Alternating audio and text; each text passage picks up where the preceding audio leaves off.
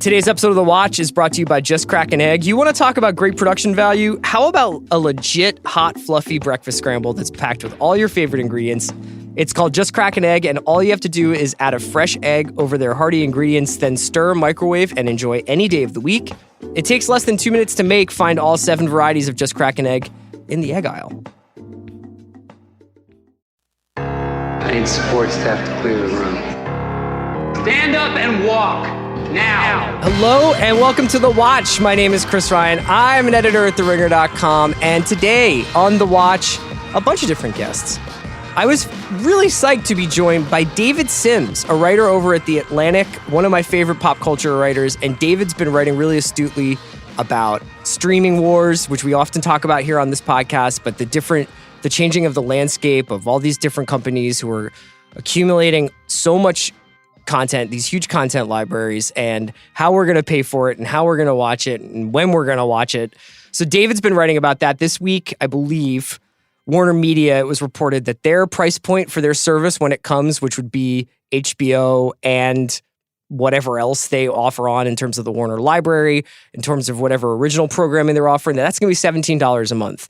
And you start adding this stuff up, and you basically are getting back to what your cable bill was in the first place if you start subscribing to a bunch of these different streaming services.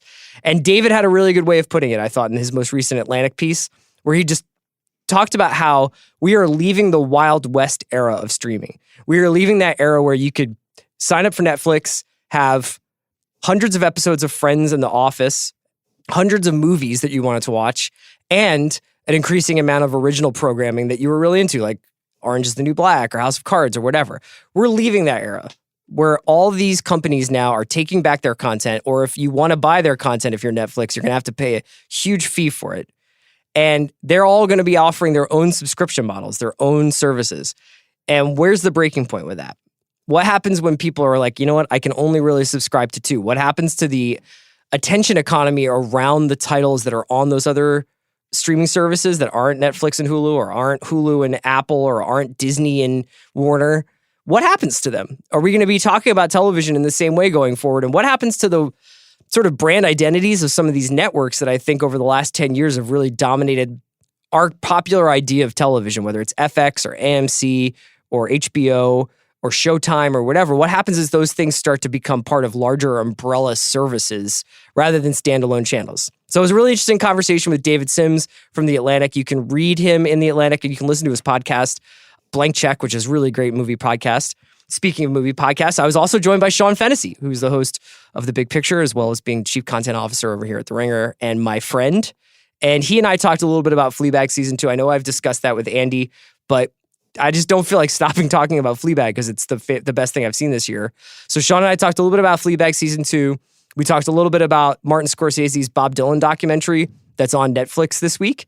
And we chatted a little bit about the Nicholas Winding Refn show, Too Old to Die Young. And then at the end of this episode, I was joined by producer Kyra McMullen, and we talked a little bit about our love for The Society on Netflix. So it's a full show. Let's get into it.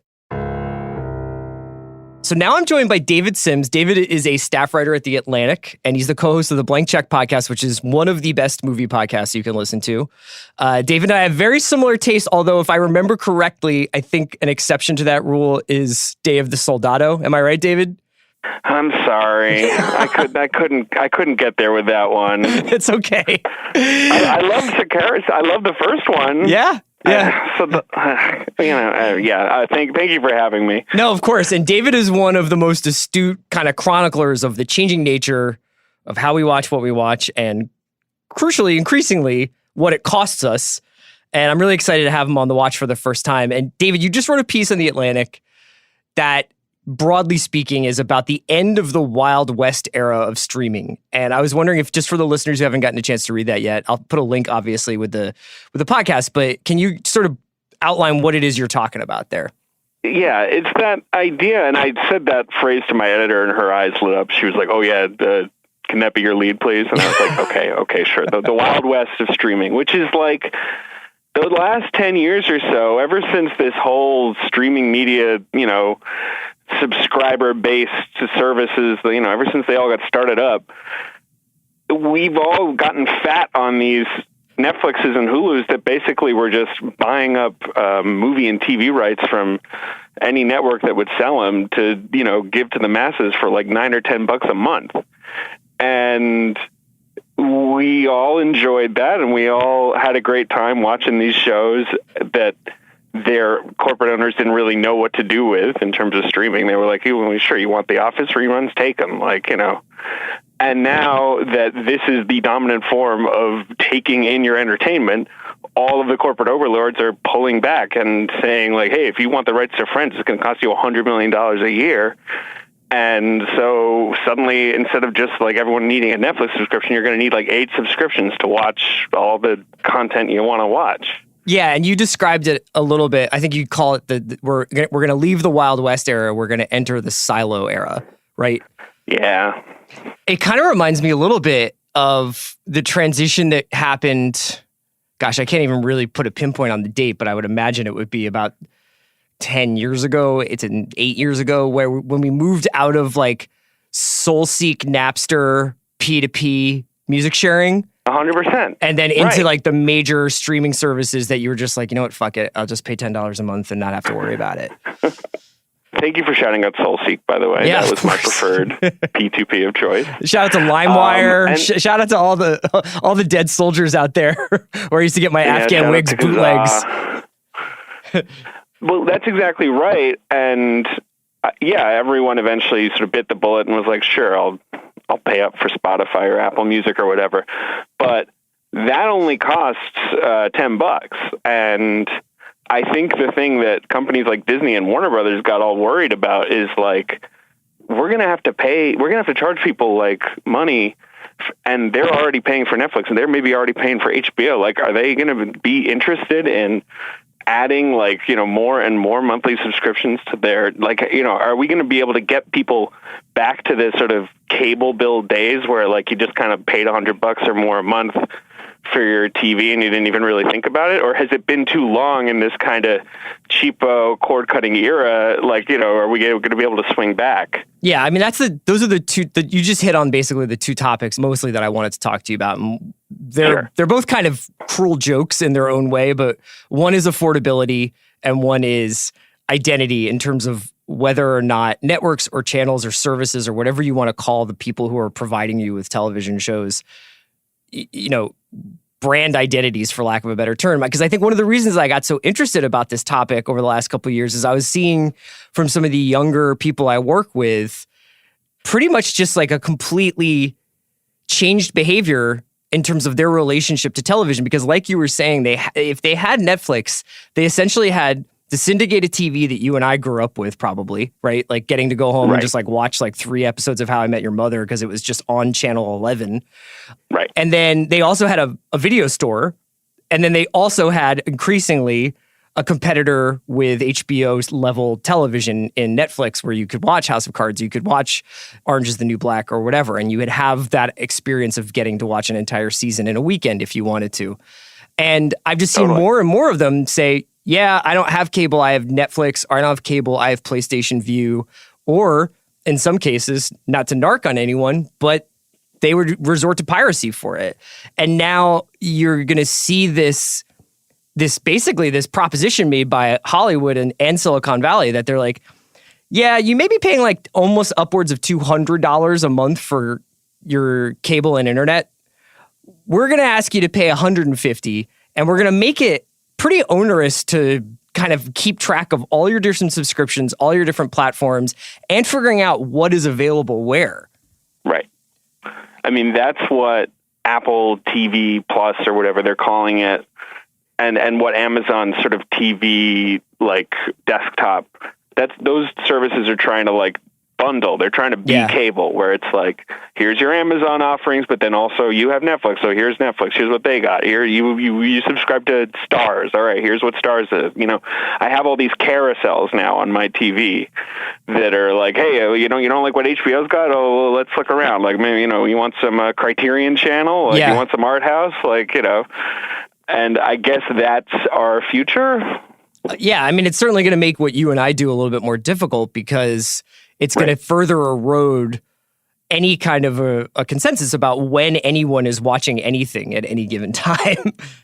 100%. I mean, obviously you've talked about Game of Thrones a ton, and we've all sort of had this elegy for it as like the last water cooler show. I don't know if there'll be another one. I think the thing that's been so interesting about Netflix of late, about like shows like You that people ignored on cable and came around to 9 months later, is that no one cared that they weren't seeing it first. Like whatever magic there was about like, oh yeah, no, I need HBO because I've got to see X like right away, seems to not be a consideration for a younger generation. They're like, yeah, I'll get to it.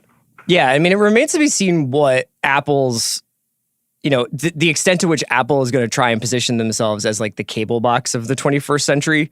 But right. I do find it kind of bizarre that I'm being, even somebody like me, and I'm sure somebody like you who probably is a little bit more aware of the studios that make certain things or the sort of corporate ownership of something like, something like even a Marvel movie. We're like a little bit more tuned into that than maybe like our moms are or something. But increasingly people are going to be asked to understand that because they will have to go to a Comcast standalone app to watch The Office. And what I'm really curious about is things like Friends, things like You, like you're talking about, that were kind of hits. Yes, they have like a resonance, but they were also like successful because of the ease of access. Whether or not you start to see a little bit of a dip of those kinds of stories because people are like, yeah, I like The Office, but I don't know that I need a Comcast app to watch it. It was fine when it was on Netflix. I'll replace it with something else now. That's probably true. I mean, this is why it's so frustrating, obviously, that we don't have like any kind of viewership data for any of these companies anymore. As much as data can be boring, like the only thing I get to go off of is Netflix ponying up $100 million for Friends. Mm-hmm. Which I see that and I'm like, okay, I guess you guys like are looking at the sheets and you're like, yeah, okay, people will not give up on Friends. Like people will follow Friends wherever it goes. But I mean, you might be right. Maybe once Friends leaves Netflix, people just click over and I don't know, they can be like, hey, did you ever watch Caroline in the City? Exactly. I mean, same basic vibe. They're in New York. It's the 90s. Yeah. What do you care? Yeah. I don't know. And it is, for so many years, and especially in the network era, you'd occasionally have that conversation with someone where they'd be like, well, why did this network cancel that show? And you'd just try to get into the vagaries of like, well, the studio that made that show actually was, different. Warner Brothers made it, but NBC had it. And, sometimes networks aren't into that. And like, it's so inside baseball, but now it's going to become just like the branding of every show is going to become kind of crucial to remember, like you're saying. Yeah. And that was actually one of the reasons why I was among several that I was sort of surprised about One Day at a Time getting canceled, is that I thought the smartest thing for Netflix to do wasn't necessarily to build up a catalog of like Alfonso Cuarón movies. Not that I'm mad that they are underwriting those, but would be to like basically send things like The Ranch and One Day at a Time into their own in-house syndication so that there was just sitting there 100 episodes of something for someone to just be like, oh, I'm just going to watch One Day at a Time for like the next month, and that I don't know what the price point is on that. I don't know how economically doable that is, but it would seem to me that kind of like basically recreating the syndication experience, which I don't think is like it's kind of an undefeated way of making things, because you're just like, this is going on forever. We can keep people on the product. We can keep people on this. And if we can figure out the margins right, it's in a cost-effective way of doing it. I'm surprised that they haven't really invested more in like getting 100 episodes of a sitcom off the ground. Right. The old, or not that old, but the 1090 model, right? Where they would be like, let's make a few. People like them. We're just going to make a ton of them. We'll make these things in bulk. We'll be like the Costco of sitcoms. Well, the other thing I was going to ask you about is outside of the affordability and outside of the logistics of actually, like as you really well described there, like this idea that your TV is nothing but carousels now. There's also, and I feel almost silly saying this because this isn't like mid-90s indie rock labels we're talking about. We are talking about like subsidiaries of major corporations. But I do wonder whether the siloing will in some way lead to the disappearance of any kind of identity for any of these networks. Because like whether it was the meat and potatoes part of CBS or the air of quality that HBO and FX had, or even something like Cinemax doing kind of bare knuckle genre stuff for a couple of years there. Different networks did have different like art aesthetics. And I kind of now wonder whether if each of these streaming platforms needs to have a 4-quadrant, enough content to keep kids involved, to keep peak TV prestige fans involved, to keep reality people involved, all the stuff that they have to generate.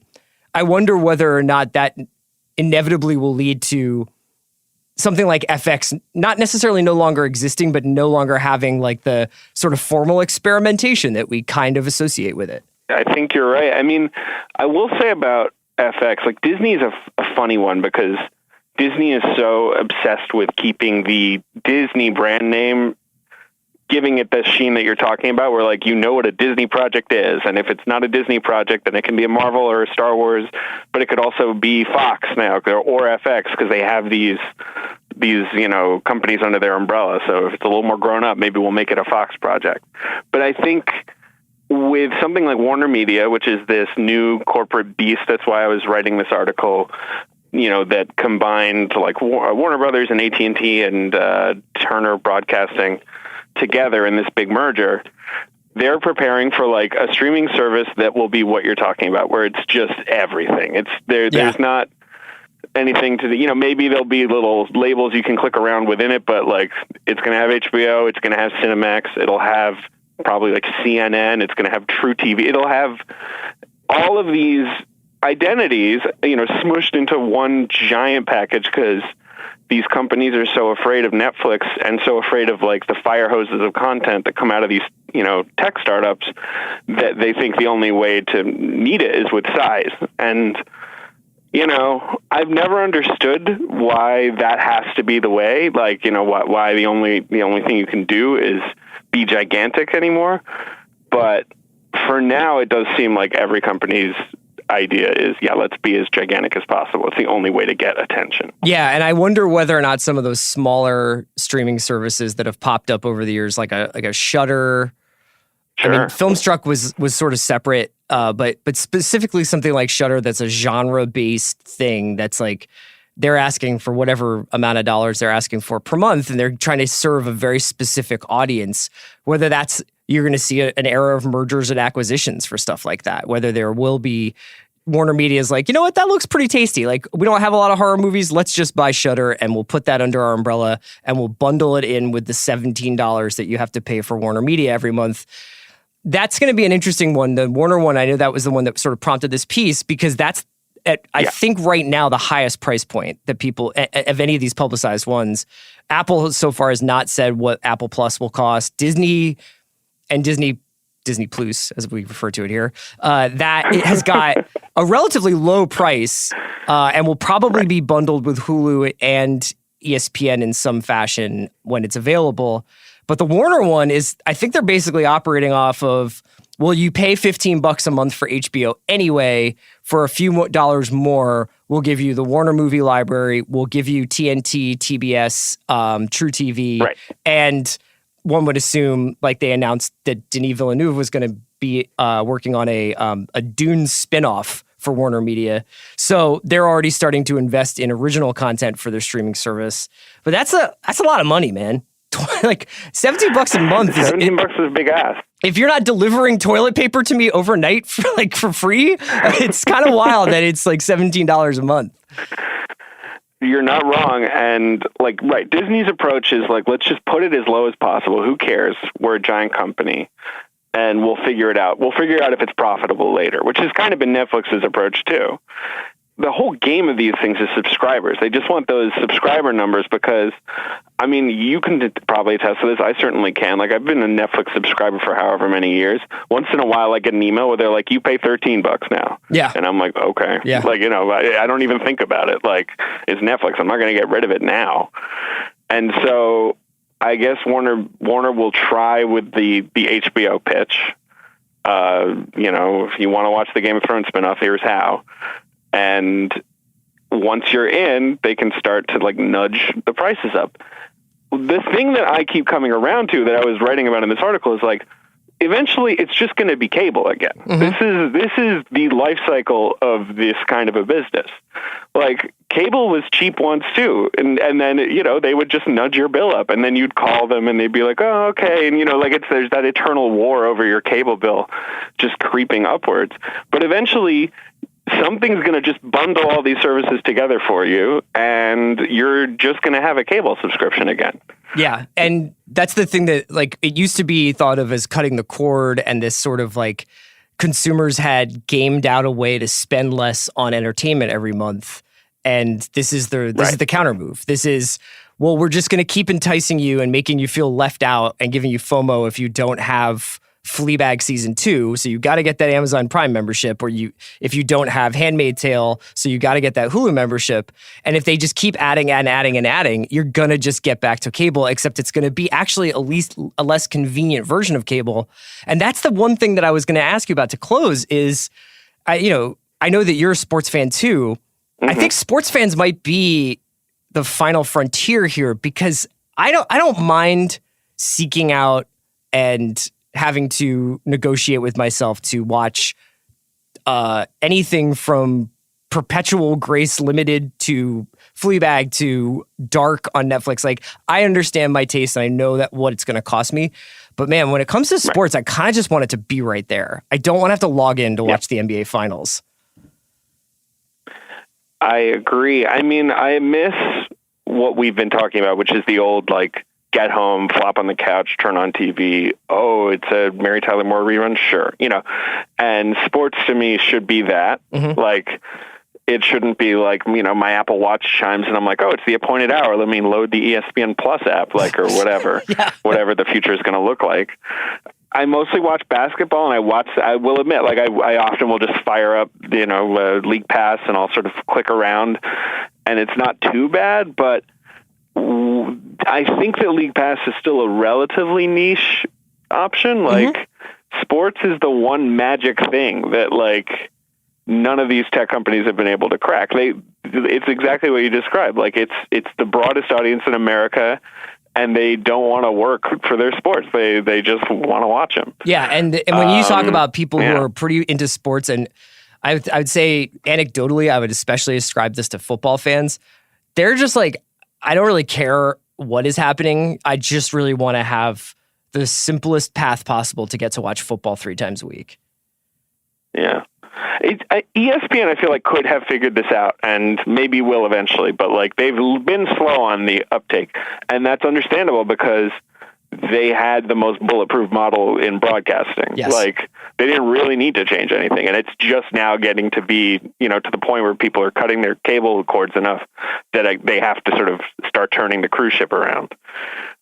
So you're right, though. Like, whenever there's some big announcement about what you're talking about, the sort of Disney, Hulu, ESPN bundle that actually is going to let me watch Monday Night Football, whatever it is, I guess that's when the Wild West, right? That's when Deadwood finally gets annexed into the Dakotas, right? Like, that's it. Bob Iger is Hearst, and he's like, I am holding the Jacksonville Jags. 100% Hearst. That's right. I'm holding the Jags versus the Titans on Monday night as hostage, and you're going to have to bundle it to get to see it.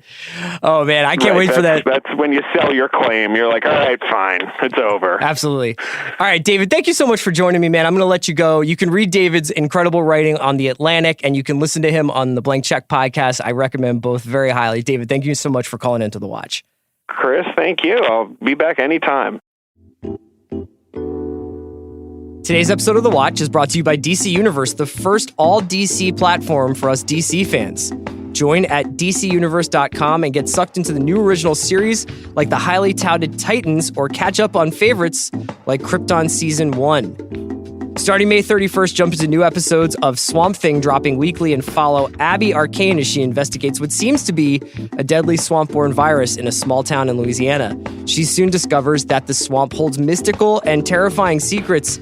You can also get your comic book fix with thousands of new comic titles just added to an already impressive comic library. This includes more recent titles and complete storylines like Superman Secret Origin, Batman 2011, and Harley Quinn 2013. Also available on the platform are tons of the classic DC movies we love, like Batman and the original Superman movie. If animated films are your speed, Reign of the Supermen and Justice League versus the Fatal Five are now available, and you can access DC Universe on your favorite devices. Join and get a year's worth of DC content at DCUniverse.com. Today's episode of The Watch is brought to you by Heinz Mayonnaise. Heinz Mayonnaise transforms ordinary foods into an unforgettably creamy experience. You may forget your coworkers' names, your mom's birthday, or what happened 3 seasons ago on the show everyone's talking about, but you will never forget a delicious potato salad made with creamy Heinz Mayonnaise.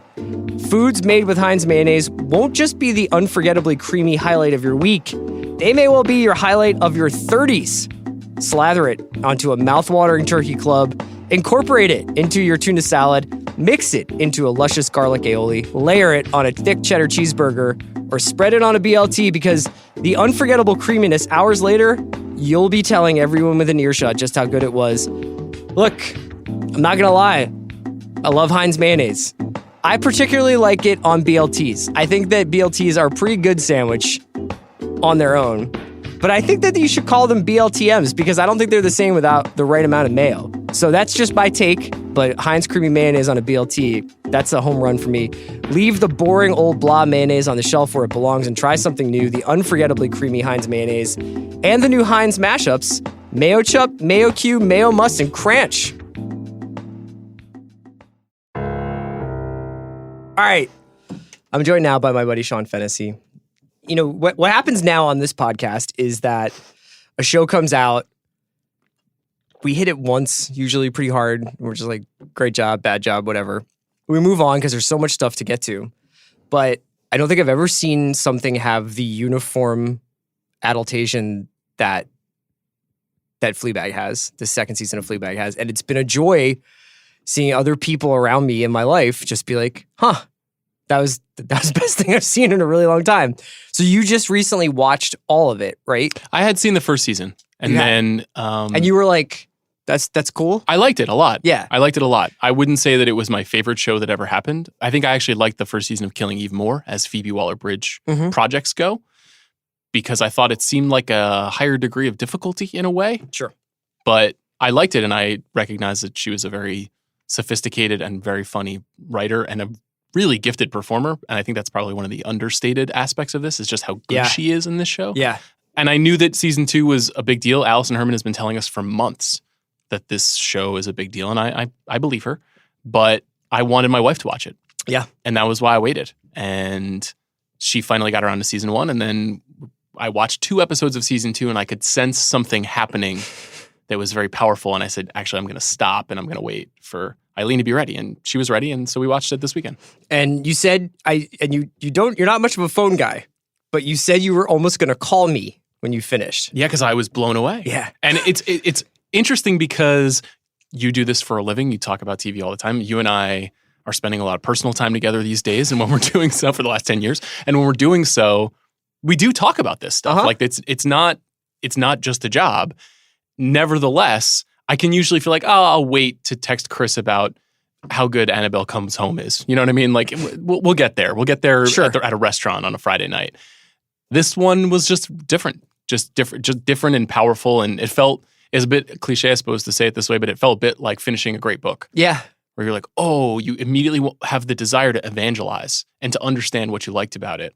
And I don't even know if I can quite put my finger on it. I feel like I'm not the most qualified person to talk about this. No, I mean, we've definitely created a platform for white men to talk about Fleabag on this podcast, so it's okay. But I think you're getting at something that is really interesting, which is the difficulty a lot of people, I think, are having in almost articulating their relationship to the show, because I wouldn't say necessarily that there's like a sliding scale or a curve by which I judge television. But like I said to Andy, I think that the impact of Fleabag was at once, very intellectual, but also really, really emotional. And yet it didn't really necessarily say, it wasn't one of those things where I'm like, you wouldn't understand unless you've lost somebody, or you wouldn't understand unless you have a religious background, or you wouldn't understand unless you've had problems with addiction, or you wouldn't. It doesn't seem to have any of those barriers of entry up.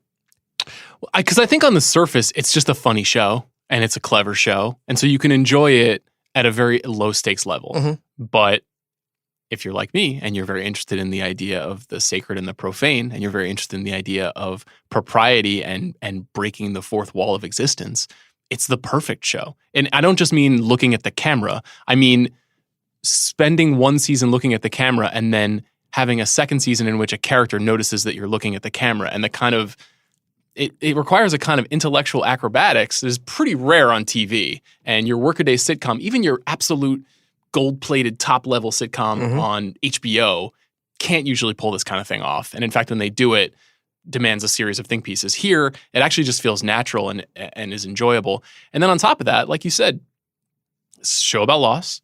It's a show about grappling with faith. It's a show about addiction. It's a show about relationships with siblings. Yeah. It's a show about the complexities and difficulties of marriage. It's got a lot of themes, and all told, the whole series is what, less than 6 hours? Mm-hmm. So, we're watching a lot of TV these days. Most shows are just not about anything. Yeah, they're not about anything. And I think that this show is definitely feels rooted in her background in the theater. Because when you go see a great play, maybe there's like 6 people in it that are like important characters at the most. Sometimes it's 2, sometimes it's 1.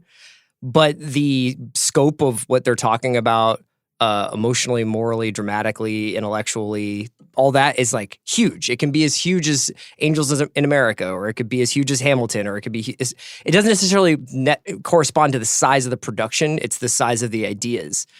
And one of the things I really liked about Fleabag season 2 was the way in which it probed sort of spiritual questions without being a spiritual show necessarily. Oh, no question. Yeah. I mean, the whole, shall we talk about the hot priest? Yeah, Is that let's do it. Something you want to do? Full disclosure, I've never seen Sherlock. Okay. So I have no relationship to Andrew Scott, the actor. I did see him almost immediately after finishing the series on the new episode of Black Mirror, the second episode of this new season. And when I was watching the show with my wife, she used a word that I think I've maybe heard her say out loud 4 or 5 times on our life together, which was sexy. He's sexy.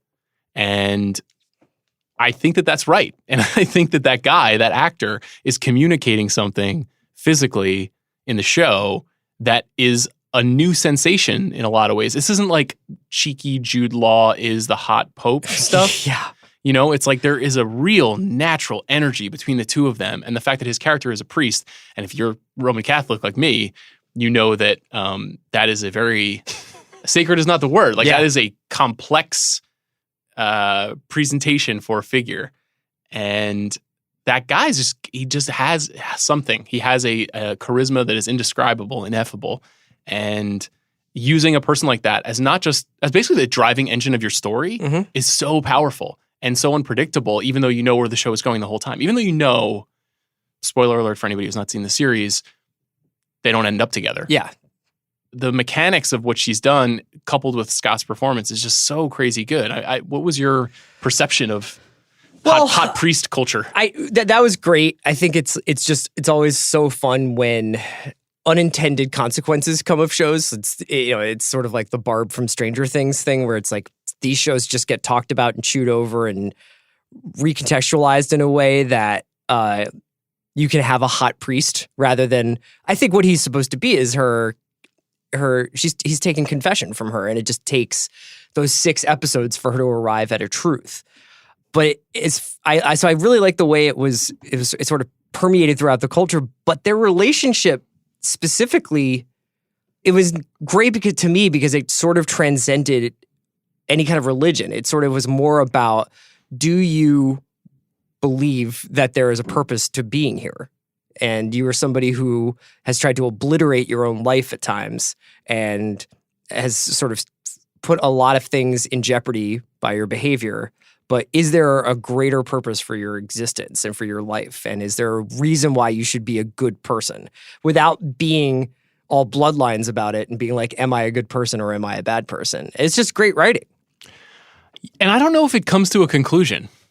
I think that's one thing, is it's not moralizing in any way. Fleabag by design is a very, very flawed character. And even in the second season, where she's trying to kind of reconcile her feelings and be better, and there's this big to-do in the first episode, that almost like chamber piece restaurant sequence Yeah. where It's like a bottle episode, basically. yes, where she's kind of her family can't believe how decent she's being, and there's something so clever about that construction because it points out that she's just such an asshole in the first season. Yeah. And she certainly has plenty of asshole tendencies in the second season too. But typically what we learn when we watch conventional TV programming and movies is love conquers all and solves problems. And that's not the lesson of this show. Like maybe self-love can be helpful, but them not ending up together, even though that's the only thing that she wants, and she literalizes it to him at the end of the show, it's not a solution. It's not even a Band-Aid. It's just something that can be acknowledged or not acknowledged. It just felt like a very radical approach to telling a story. Yeah, and even that there was certain things that it captured that I find so difficult to kind of highlight as anything that you would say, oh, any other show had done. But like that moment from after they consummate their relationship through the wedding, and the difference in the way that episode is shot, which is a little bit more handheld and the takes are a little bit longer, but the way they capture how she keeps going for those smoke breaks, and she clearly doesn't feel like she's on solid footing with him. Like she knows that she's living in basically this right before I begin my descent moment. Purgatory. Yeah, but she's like, I can't believe how much I love this person, and I got to break through and touch him. And I know deep down inside that this isn't going to work.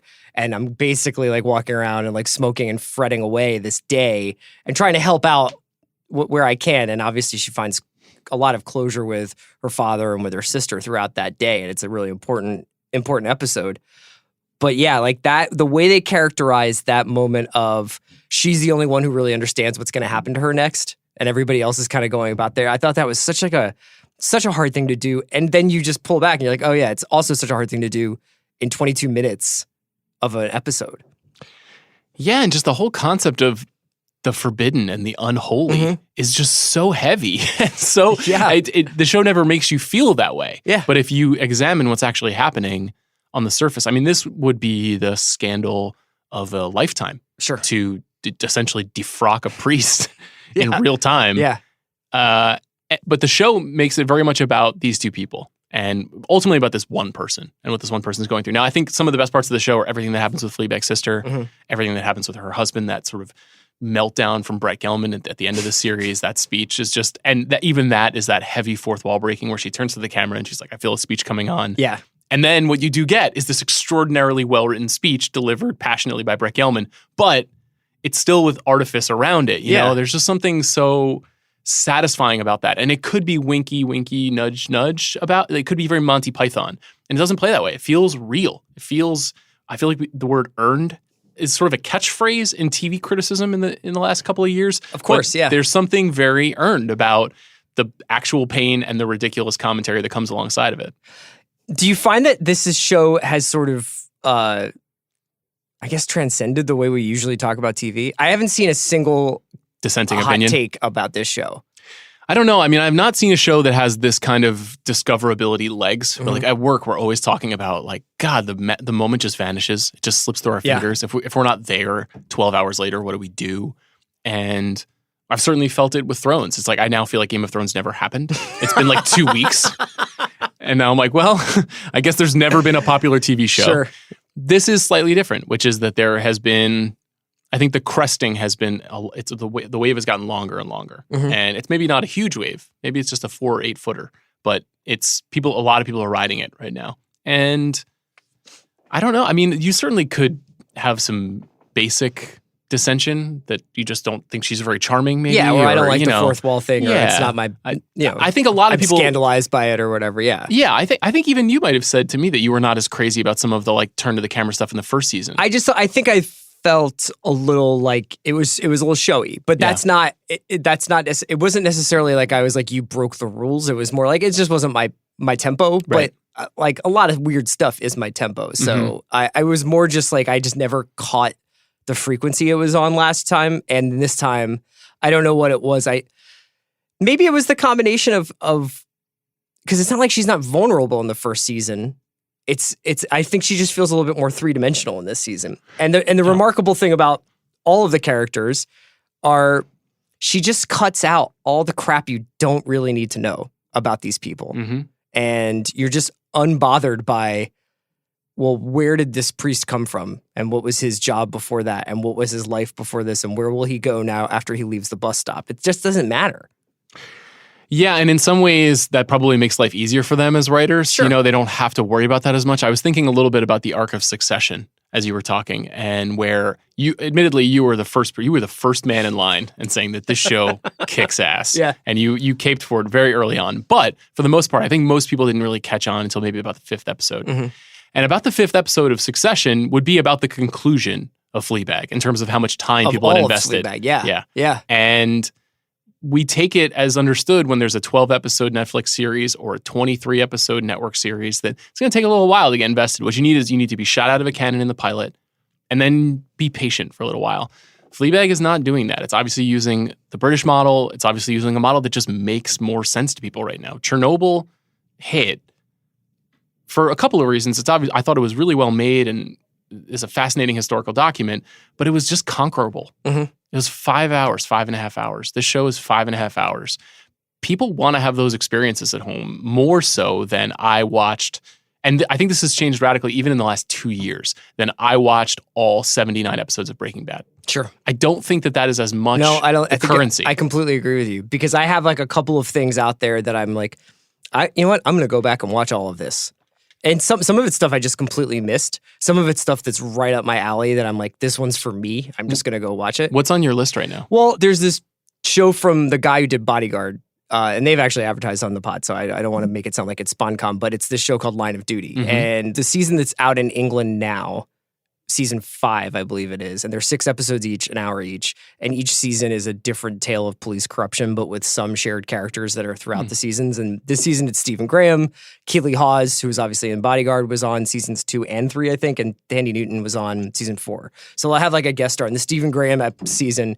It's just getting a lot of rave reviews, and people are like, this show is just on another level right now. But I'm like, I kind of want to watch all 30 hours of it, right? But I don't really have 30 hours. Yeah. It's a challenge. I mean, I think about it on the movie side all the time too, where I'm trying to see virtually every studio released movie that isn't a kid's movie that comes out. But at some point you find yourself in the second hour of The Secret Life of Pets 2 and you're like, what am I doing here? You know, and I think a lot of people feel that with a lot of TV shows too, where they start something up. That was my experience with The Society, which I really wanted to like and thought had a great premise. And by hour 2, I was just like, if this was on the WB, I would ignore it. Yes. And I tried it because it's on Netflix. Yes. And there's just a little bit of a curiosity incoherence at the moment. Sure. That I think we're all trying to work our way through. And so Fleabag is a balm for that. And it's also the thing where you're like, give me this 3 hours or whatever it is, because I guarantee you won't be disappointed. Right. I want to talk, because a little earlier today, I asked you if you wanted to talk about the Bob Dylan, the Martin Scorsese documentary. Sure. And I said, have you seen it? Which was a stupid question. But I think you said you've seen it twice already. I watched it a second time last night. I saw it at Netflix last week. I'm a very big Dylan fan. I'm not a Dylanologist by any means, but partially I just love the stimulation that Bob Dylan's music gives other people, because you see great writing about it. I think you mentioned in a tweet today the David Remnick piece, Elizabeth Nelson and Scott Tobias wrote pieces for The Ringer this week about the Rolling Thunder documentary that's on Netflix. Why do you I take it you love this movie. Well, I take it you're beguiled by it. It's definitely my favorite movie of the year. Fuck yes. I just spoke about it a little bit on a podcast with Rob Harvilla, but I'm happy to... You can double dip. To double dip a little bit. It is not a conventionally good movie. And so I think you need to kind of check that at the door if you want to enjoy it. I think if you are interested in the mythos of Dylan, it's much more effective.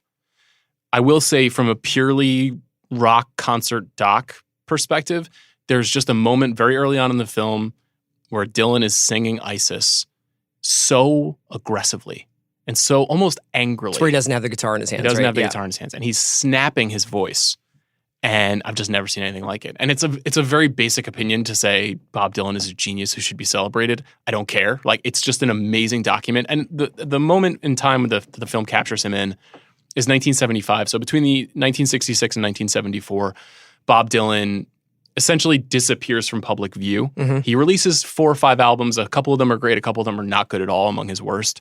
He does not tour at all. In 1974, he comes back with the band. They do a big stadium tour. It's a big sellout tour. That tour and the Crosby, Stills, Nash & Young tour from that time are 2 of the biggest tours in the history of music. They're playing like mega stadiums. Like Wembley. Yeah. They're playing huge places. 1 year later, Dylan has the idea to do essentially a turn-of-the-century inspired traveling medicine show, a carnival. And what he's going to do is pluck a handful of people from his universe, or people that he admires or likes or sees in the horizon. That includes his old paramour, Joan Baez, who he reunites with. That includes Sam Shepard, the playwright. That includes Allen Sam Ginsberg. Shepard, definitely my favorite part of this movie. He's amazing in this movie. Scarlett Rivera, a violinist. That he like almost ran over down on the Lower East Side. According to him, but Who knows? there's also, Yeah. that's a whole other layer of this. There's a myriad other people in the movie. Mick Ronson, David Bowie's band leader, is his guitarist on stage throughout this film. T-Bone Burnett, it's when they first start to collaborate together. So many amazing musicians and storytellers and weird figures of 70s arcana. And simultaneously, Dylan is making a movie during this experience that is loosely scripted by Sam Shepard, but basically just improvised. Yeah, and then that became Ronaldo and Clara, right? That's right. So Ronaldo and Clara is this very messy 4-hour movie that basically makes no sense. Okay. It's a tough watch. But what we see in this new movie by Martin Scorsese is what is presented to us as documentary from a man named Stefan von Dorp, who was shooting all of this. Now, Stefan von Dorp is not real. Yeah. It's the man who plays him, his name escapes me right It's like now. a performance artist, right? He is the husband of Bette Midler, Okay. who is one of Bob Dylan's oldest friends. And in fact, can see Bette Midler very briefly in this film. That guy didn't shoot any of this stuff. And all of that footage is largely from Ronaldo and Clara. So what you get is this weird intellectual dissonance between what's real and not real. And at one point, Dylan says, life isn't about finding yourself. It's about creating yourself. And that is the mantra of Bob Dylan. That is the whole creation mythology around Bob Dylan. Right. And the reason I like the movie so much, aside from the obvious chills that some of the songs send down my spine, is I've never seen a document so clearly present what Dylan is trying to say. Mm-hmm. Most of the time, you can't fully grasp it. And even though everyone's lying in this movie, and 30% of it is completely fabricated. Yeah, there's like a Jim Giannopoulos who now runs Paramount. Jim Giannopoulos, yeah, it's a fascinating aspect. Jim Giannopoulos, who is a longtime film executive who worked, I believe, at Sony for years and now runs Paramount, is presented in the movie as the concert promoter who came up with the idea for the Rolling Thunder review. That's just not true. Yeah. So, like, I don't even know if Jim Giannopoulos ever went to any of these shows. He was like at Fordham at the time, but this is the best part about it, is that a lot of people's relationship to Dylan not only is tied up in their memory, but tied up in their self-projection. And there's this great David Rimmick piece today where he talks about going to see the Rolling Thunder show in Massachusetts. And one of the wild things about the first leg of this tour was that it basically just played New England. He just played like Plymouth and Worcester and Waltham, and he's playing 3,000-seat amphitheaters. Yeah. I mean, imagine seeing this incredibly powerful band featuring the most important songwriter of his generation just kicking ass in front of like 2,500 people. Yeah, you don't even have to imagine, because there's a couple of shots of the crowd after the shows are over, and there's just people crying. There's a woman breaks down crying once the show concludes. Yeah. And I was kind of like, I get it. Yeah. It's not too melodramatic to be that invested in the story. And it's so strange because, and Rob and I talked about this a little bit, Dylanology is a little bit of a groan-worthy subject. Mm-hmm. And it's a little bit of a like, it's the most overcovered thing in the universe. Well, it's almost, I hesitate to say that it's just become a little bit of archaeology at this point, because the role that he filled in the culture just doesn't really exist anymore. Right. As like a bellwether, truth-sayer about the state of the world, who also spoke in a language that was almost entirely his own creation, but drew from American folk tradition and theater and all this stuff that was running through his songs. I hesitate to say this because I don't want to downplay the contributions of anybody now, but the idea of the most famous person in the world also being the most acute critic and chronicler of the time is not something I think we really have right now. So there's an interesting thing also about his persona in that respect in the movie. On the one hand, he sings One More Cup of Coffee in the movie, and he says, her heart was like an ocean, mysterious and dark. And I was like, it's one of the great Dylan lyrics of all time. It's worthy of Yeats. It's worthy of William Blake. It's just an incredible turn of phrase and a beautiful, fascinating song during one of his most artistically relevant periods. And then there's also a series of moments in which he isn't just this prankster and he isn't just this romantic poet. He's not Rimbaud. He's singing Hattie Carroll again for the first time in like 10 years. Yeah. And this is where he writes Hurricane. And this is when he meets Reuben Carter and writes this freedom anthem that is meaningful. He visits a Native American tribe and he sings the Ballad of Ira Hayes to the tribe. And they're genuinely, societally, socially meaningful acts. Yeah. And there's just not any person from John Lennon to John Wayne. Like, there's just not any cultural figure that has ever been able to do that the way that he does. To be funny and clever and poetic and significant. Yeah. All at once. And beyond all that, beyond whether or not you want to buy into that or whether or not that just flies right over your head, if you just like rock music at all, you should watch this movie because there are moments where it's Dylan with like 7 people standing around a drummer in a room the size of the one that me and Sean are recording in right now, just blowing the fucking ceiling off. David Mansfield playing lap steel guitar. Yeah. And Mick Ronson rocking out and Patti Smith screaming her lyrics passionately. There was a great piece about this movie that Ann Powers wrote for NPR. And something that she identified, which hadn't really occurred to me when I was watching it, was, so this is 75, 76, and Patti Smith is a participant, and she obviously idolized Dylan. But she noted that Dylan also recognizes what Patti Smith is and what she represents. And she uses the phrase, he's got punk rock in his headlights.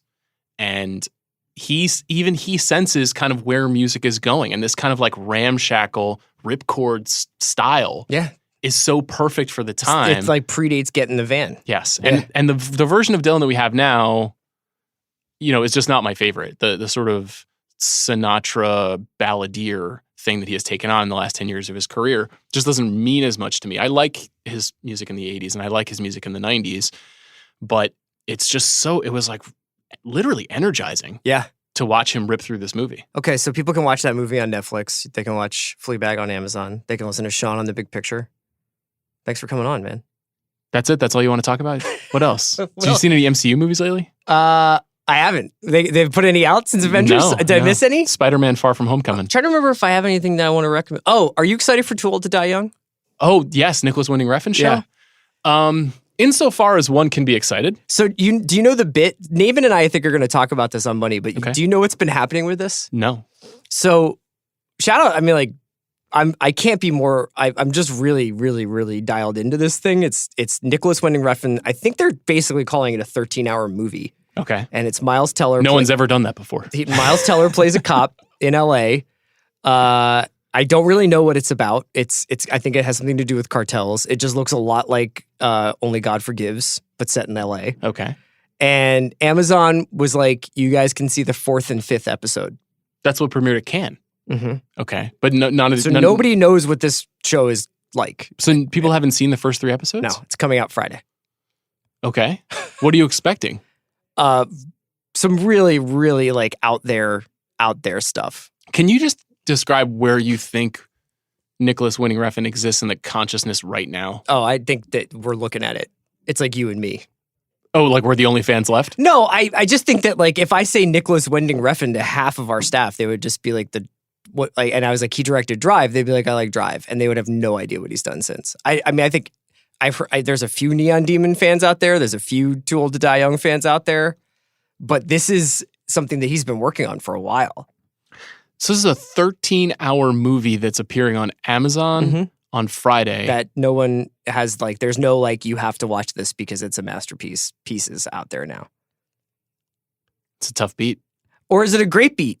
I don't know. I can't wait to see it though. I'm looking forward to it as well.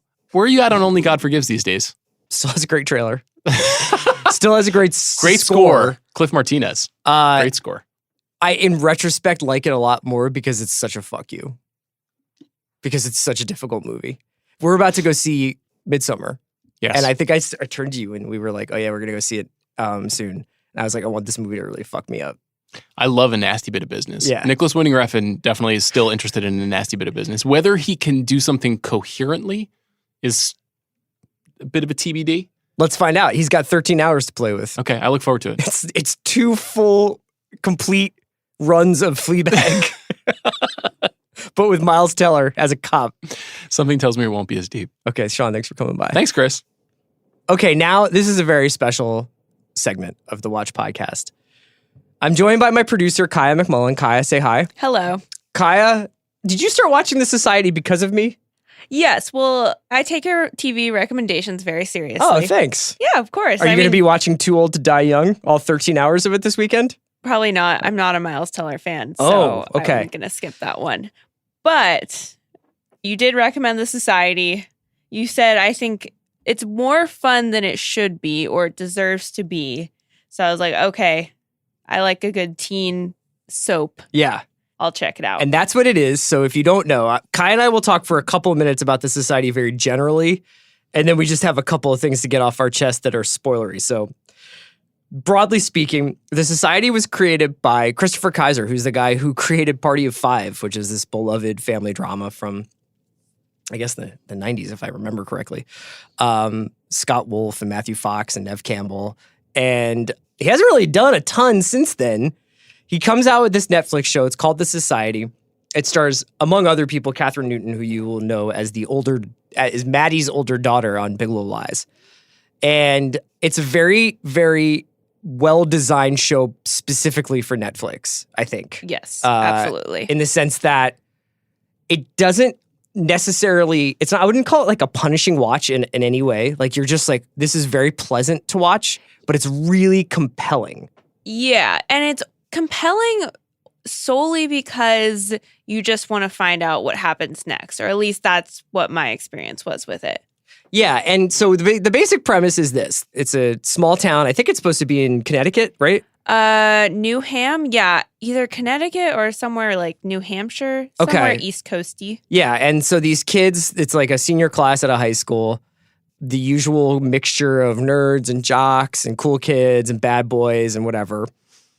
Relatively sexually fluid and progressive and lots of different things going on in the bedroom of these kids, but they're all there. I would not put it on the level of debauchery as Euphoria, which we'll talk about next week, but they get after it. They go on a senior trip or a high school trip, and when they come back, they're dropped off in the town square by a group of buses, about, I don't know, like 100 kids or however many it is. They get off the buses, and it becomes quickly apparent that everyone else has vanished from the town, and the town is now encircled by forest, like that they can't get through. So they're just basically trapped in this town. They've got electricity. They don't have internet. They've got whatever food was remaining. They don't have internet or electricity, but they do have the ability to text and call each other. Yes. Very interesting wrinkle there. Okay, sure. And, there's a lot of different theories that basically they have to do everything that a society, hence the name, would do. They have to create a way of producing and meeting out and rationing food. They have to have a security or police force. They have to have some sort of governing body. They have to have everybody agree to do different chores and jobs around the town so that the town continues to work. They divide up who lives where and with whom. And there are some characters who rise to power and some characters who fall away from power. And it's just a fascinating mixture of high school teenage drama and also weird dystopian sci-fi, right? And also socialism? Yeah, I guess so. I think that's definitely Catherine Newton's character, Allie, is definitely everybody has to work. Everybody, no matter who they were before this happened, is on the level playing field, although that kind of gets distorted over the course of the year. Right. And there's just this really interesting, what would you be in the not post-apocalypse, because they're pretty sure the world is still out there somewhere. They just don't know how to get back to it. But, basically the football team becomes the security force. Yes, the guard. Yes. So there's lots of twists in this show. There's lots of fun, well, how the hell what's going on? Are they in an alternate timeline or universe? And I won't give away the last twist, but let's talk a little bit about our favorite parts of the show. So Kyle, what's your favorite part of this show? Where are we in spoiler territory We can start now? Okay. We can start spoiling it now.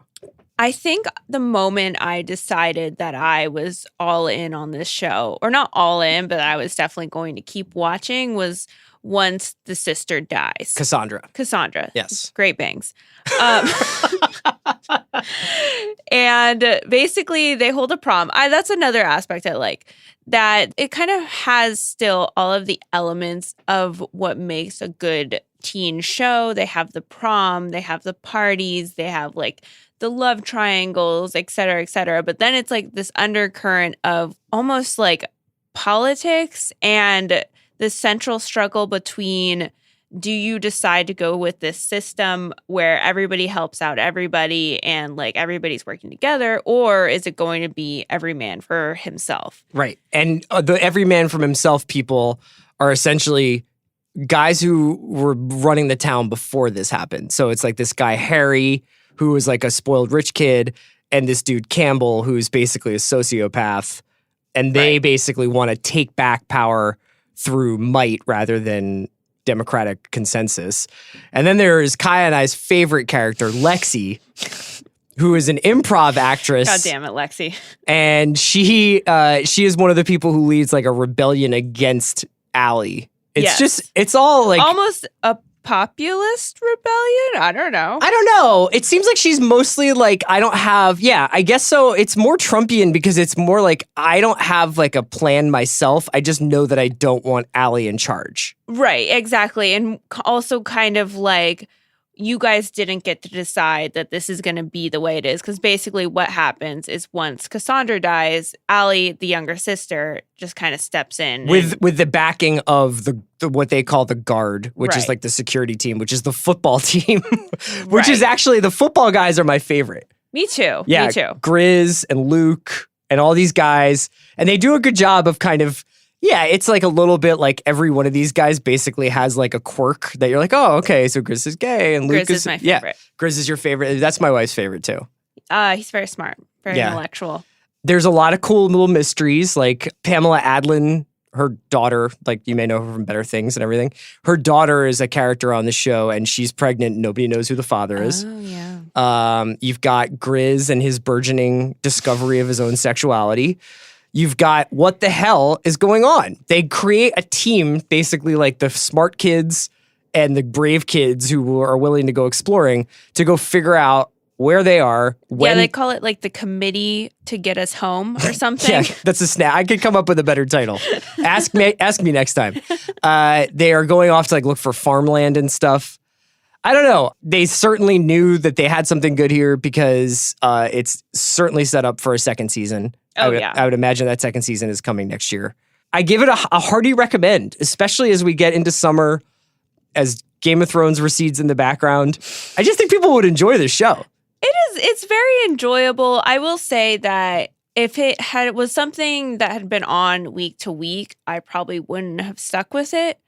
But because it was on Netflix and because I could watch it all over like 1 week, basically, and almost every single episode ends with some sort of cliffhanger. Yeah. So you're just like, okay, let's watch the next one. Let's find out what happens. Just because a lot of the dialogue is a little tough, a little overdone. Yeah. But they've all got a very naturalistic Friday Night Lights way of acting. Oh, so yeah. it's very, very loose and kind of like, it feels pretty real for as ridiculous it is. So we're recommending The Society, at least Kaya and I are. You heard Sean's skepticism a little earlier. Thanks for listening to The Watch. In terms of what you guys should be checking out for future episodes of The Watch, if you want to like sort of watch along with shows with us, I think Adam Naiman and I are going to talk about the first 2 episodes of Too Old to Die Young on Monday.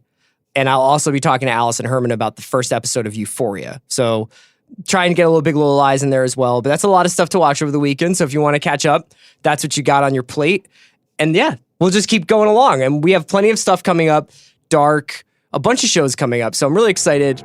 Should be a cool summer. I'm sure we'll have Greenwald back on soon. So we'll talk to you soon.